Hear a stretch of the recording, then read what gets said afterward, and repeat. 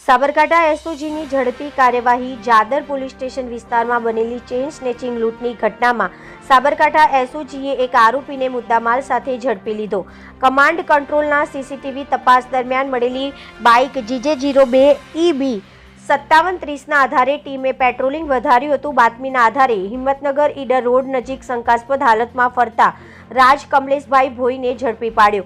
તેની પાસેથી 7.990 ગ્રામનો તૂટેલો સોનાનો દોરો કિંમત ₹91,885 જપ્ત થયો। પૂછપરછમાં આરોપીએ પોતાના મિત્ર સાથે મળીને હિંગળાજ ગામ નજીક મહિલાની ચેઇન છીનવીને તેની વાતની કબૂલાત કરી। સાબરકાંઠા એસઓજીએ આ અનડિટેક્ટ ચેઇન સ્નેચિંગ કેસને સફળતાપૂર્વક ડિટેક્ટ કરી આરોપી અને મુદ્દામાલને જાદર પોલીસ સ્ટેશનને સુપ્રત કર્યા।